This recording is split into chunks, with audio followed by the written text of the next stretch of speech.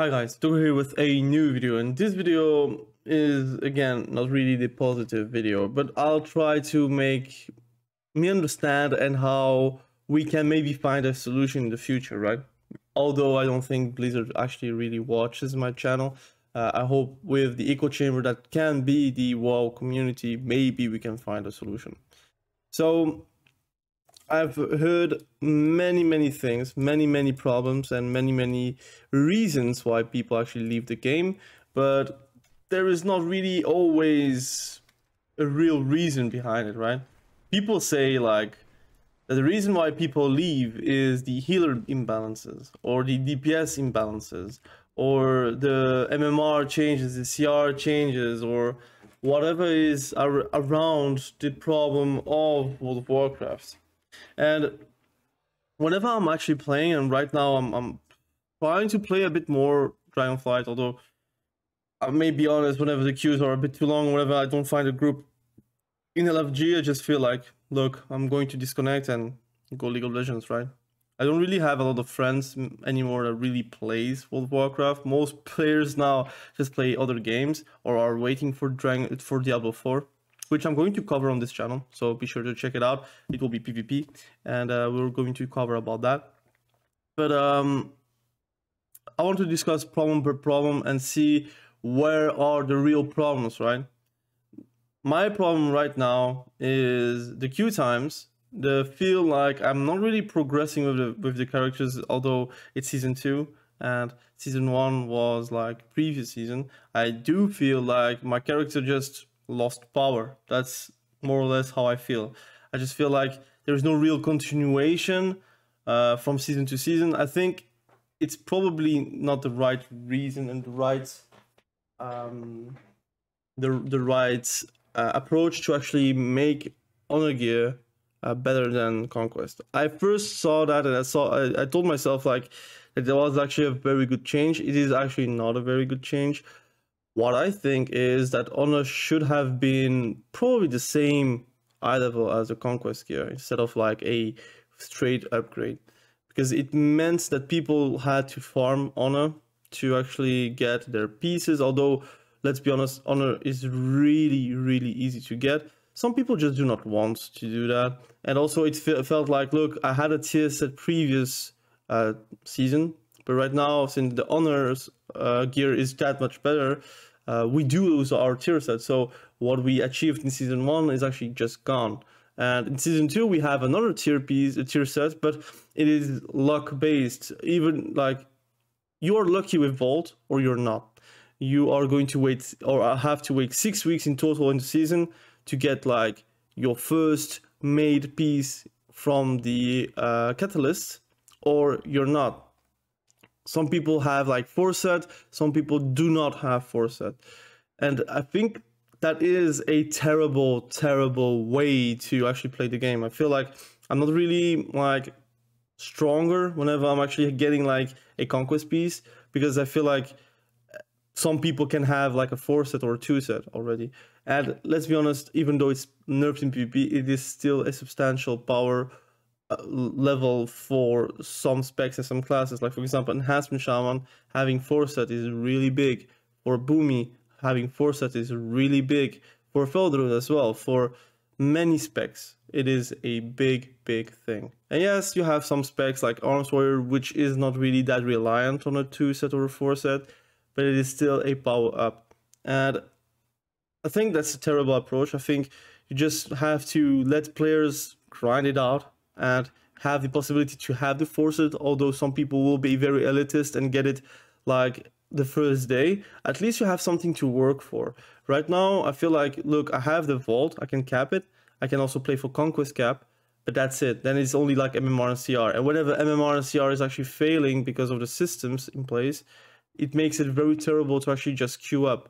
Because a lot of people, they are stuck, like for example in 1600, let's be honest, some people are very stuck in 1600 for a good reason, because you're actually playing versus better players than you. And sometimes if you are a challenger player or a rival player, you deserve to actually have a shot to play versus those rival players and challenger players, and not have like glad players or rank 1s or duelists in your range. And that's all part of the CR MMR change. But it becomes even worse whenever you are capped on a lot of progression systems, like for example your vault, your conquest, and your tier pieces being behind luck, or buying it in raids or doing raids, whatever you are actually doing in PvE, or you gotta wait for 6 weeks before you can actually make your first piece, and it's not even guaranteed you're going to have 4 piece, right? It is still just 1 piece, and then second piece if you're like 1600, and then the third and the fourth piece you will have to wait 2 more weeks. So those are the things that are very annoying for me, at least. I feel like I lost a lot of power, I lost a lot of traction behind it, and it doesn't really feel that good to just play the game and get CR MMR. And I'm not really hard stuck in MMR or CR. Like whenever I'm playing, I get CR and MMR because I got a higher MMR on some tunes. Like for example, if I play on my distro, I will have a higher MMR. If I'm playing on my BM Hunter, I will have a high MMR. So it will be also easier to get CR. But I'm talking for the majority of players which don't really have, like, I would say, goals of being glad or goals to be like rank 1 or whatever. Some players just do want to play to have fun and progress their character to a meaningful way. And the thing is, if item level is not a progression, if MMR is not a progression, if tier set is not a progression, what is then a progression? You're going to have fun versus people that are clearly stronger than you. That's not the case. So that's a problem with current PvP. I feel like people are just not queuing anymore in 2s or in 3s or even in RPGs, but also and especially in solo shuffle. I feel like the participation is definitely low in Season 2. And it's not only healers, right? It's also DPS. The Q times are very, very random, and that's a problem that I have. I already discussed it in multiple videos, but I want to again reassess the situation. People have limited time, and yes, you have also people like me or other people that have much more time than me that can actually say, look, I'm going to hold those 3 hours, and in those 3 hours I'm going to play that amount of games, or at least I will hope to play that amount of games. But it's not planned. You cannot plan that. You cannot really say, look, I have like 30 minutes, I can do 1 solo shuffle. That's not possible. You're going to either have a 5-minute queue, a 2-second queue, or sometimes even a longer 30 or 40 or 50 minutes queue. It's unpredictable, which is something that is actually very bothering for a lot of people that have households, that have or work, that have another passion outside of World of Warcraft or games, and have actually options, because we are in a state of time where if you're playing World of Warcraft, it also means that you can also play other games, because World of Warcraft is not the cheapest game to actually play. You have to sustain it and buy it. So the chances are, if you're buying a subscription on World of Warcraft, you most likely have other games that are either free, or you already bought it, or you have another MMO, or you're waiting for another MMO or RPG. For example, Diablo 4. I also think that is going to be a very big problem for World of Warcraft if, again, nothing is happening. I do not know if it's going to happen, but nothing is really happening. And that's my main concern. I think when the Diablo 4 will come out, the bleeding that is actually happening for World of Warcraft in PvP, but also in PvE, but let's talk about PvP. In PvP is going to be more massive, because I'm going to say I'm actually very, I would say, hyped, although I'm not really going to give in to hype, because again, I'm like someone very skeptical. I was very hyped for WildStar, I was very hyped for Star Wars The Old Republic, I was very hyped for Guild Wars 2, although I still play it till this day. Again, Guild Wars 2 is not like a game that can hold players very long, because it just is like that type of game. I just feel like with Diablo 4 coming out, it will be even worse. And I do feel the hype for Diablo 4. I do feel like it's going to be more fun. It's also going to be seasonal. So it means that players are going to always come back and recreate characters and retry things. And it's also good content, right? Let's be honest, if I do a build about Rogue, or I do a build about Sorcerer or Druid, it's going to have eyes, because people do like build videos on those games. And I feel like World of Warcraft right now, we are it actually is dropping the ball since 10.1.7. Since the Retribution rework, although I feel like it was a very good rework. I think it's more fun to play Retribution than previously, although not very fun, not as fun as Walls of Draenor or Mist of Pandaria Retribution Paladin, but it is definitely more fun than Shadowlands. I feel like they do not do enough. They could do more. I feel like the team is just not taking proactive decisions. It feels like everything is like reactive and always slow to trigger things. And I don't know how it works with Blizzard. I don't know what's happening with Blizzard. I don't know where they actually have like embargoes on actually communication. But we need just more communication from their part on PvP, but also PvE, but mostly PvP. I feel like we should not beg to know what's the state of PvP from their side. And I know we are like such a minority of players playing PvP in World of Warcraft, and it's such a thing that bothers me so much that I love a game that is really just a mini game of a game. Like it's really bothering me, and that's also like something I'm telling myself, like, look, am I really wasting my time playing a game where I'm not really valued as a player from Blizzard side?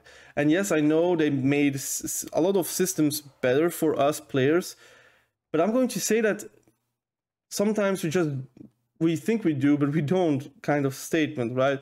I think we kind of think it's good to have like gear that is super easily accessible, no upgrades, that PvEers do not have to PvP and that PvPers do not have to PvE, but it also lowers engagement. And I know that some people get allergic by the term engagement, but everything is based around engagement in our life. If there is low engagement on a specific game, it just means that that game is losing players. It is just how it is. You can have a higher, like for example, I'm going to give you an example. Dark Souls, for example. You have the buying of the game, that is the amount of players that bought the game. That's money that came in for the developer, and that's actually very nice. But if it's like a live service game and you have patches, expansions, I would say seasonal things, if the engagement is low, you have to spark it up with something to put it higher. And there is only a few things that makes engagement actually something valuable and analytical and actually super useful for the players. It is actually things that can keep players onto the game, although sometimes very frustrating things, but it keeps you playing and keeps you engaged and keeps you actually, like, again, the world feel alive, the PvP feel alive, PvE feel alive. That's why Shadowlands Season 1 will always be one of the best starts of expansions for PvP ever, because it is just one of the highest participation of a season of an expansion, right? You had PvEers actually wanting to PvP because they wanted to have the trinket, for example, the PvP trinket. And how do they get the best trinket possible? By getting duelist. So they got duelist, and now they got the best trinket in the game for PvE. And that was actually a very good thing for us PvPers because we had more participation. The only thing that actually was annoying is in Shadowlands you had a lot of boosters, because upgrading gear was super important, because again, without upgrades your eye level would be still low, and you would then have like a 5% or a 10% disadvantage in contrast with a duelist, for example. But that made grinding so much more intense, and also like getting ranks more I would say important. So being a duelist just means that you have better gear, being challenger means that you have challenger gear, etc.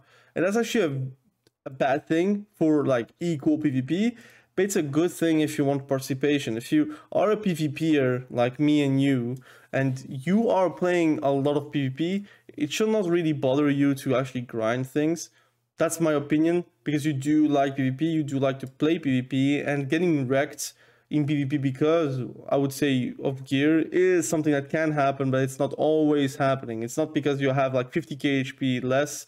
Like for example, if you have 600k HP versus someone that has 580k HP, it is not going to make you lose a game. What makes you lose the game is normally your skill level or your class or spec or comp. It's not purely about the gear.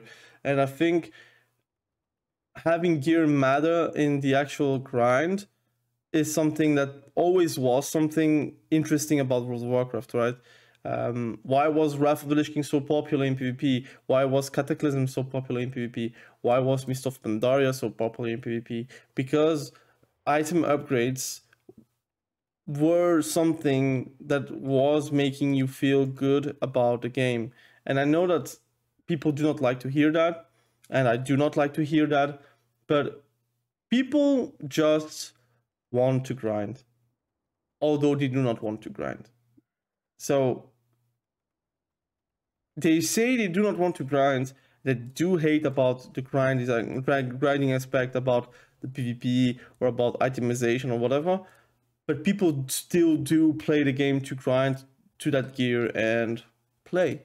It's an objective. If you want to have the best gear possible, get duelist. And once you are duelist, it's your decision if you want to push for Glad or not. And right now, the issue is nobody is really pushing for gear, because gear is not like something that you have to grind. You just need to have conquest, and that's it. You can also do that in random BGs. You can do that in epic BGs. You can do that in whatever activity you want to do. You can still get the best gear possible by not interacting in arenas or in RPGs.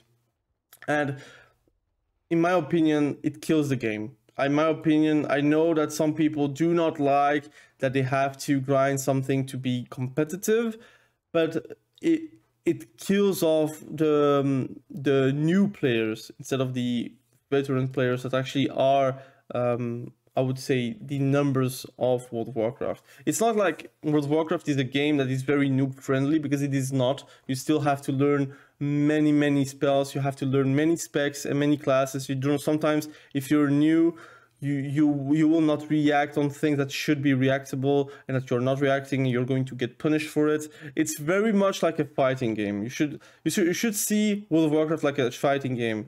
A fighting game like Tekken, if you do not know what Lars does, he's going to punish you on something that should be punishable. If he's going to whiff, you should know when that character is going to whiff so you can actually punish. But if you do not know that, you cannot punish, and you get punished yourself, and you're going to get destroyed, and you don't even know how you got destroyed. But in the fighting game, many things are not like very static. A character has a specific moveset which you can train against, which you can look up on YouTube. But like, for example, World of Warcraft, you have items, you have the specs, you have the classes, you have the talents, you have many things that are actually things that you have to learn, that it is actually very hard to actually get new players. And I do not think that grinding is actually something that I would say put the new players off. Often and not, when something is not really grindable, new players are going to say, look, there is nothing to do in this game, because there is no progression, there's no like linear progression. Same for leveling. I think leveling is not a progression at all. I think leveling is just a means to an end on retail, and that's why people do not like to level. People buy boosts, people buy anything to actually skip to the end game. And new players, they're going to level a few levels, and they're going to say it's too easy, I'm going to go away, do something else, right? Players love difficulty. That's why playing Dark Souls, playing other things that are very punishable, like it's going to punish you on death, they're going to punish you on mechanics, and people are still playing that game because it's something very rewarding whenever you can achieve that set thing. And the same for items. I think if items were relevant for many players like PvE and PvP, I think the game would be much more interesting on a like popularity level. On a competitive level, 100% I can understand that it is not fun to get like bodied by people because you have less gear. But it just is MMORPG. It's not League of Legends. It's not like press start and you are equal level as the other ones. It is still an RPG. And that also is the reason why people play and have engagement. But right now, gear is not an issue. So now the issue is CR/MMR. So if people cannot climb because of Blizzard actually like putting limitation, putting things to actually destroy the progression of some players, that makes it very difficult for people to actually enjoy. it's not only that, like, it's also the queue times. For DPS players, if you want to progress on the soul shuffle, it takes a lot of willpower too, because again, you're going to play, you're going to do a draw, you're going to lose, and then you have to wait 30 minutes before actually re-entering in game and be able to fix your mistakes or get better or get something like a progression going on, right? And for me, that's a deal breaker. For example, I kind of want to use my time into things very efficiently. I feel like soul shuffle is not really efficient for me. I cannot plan my day around it, and for that reason, it becomes very hard to actually enjoy. And I really think that's the main problem. I don't think balancing is a problem.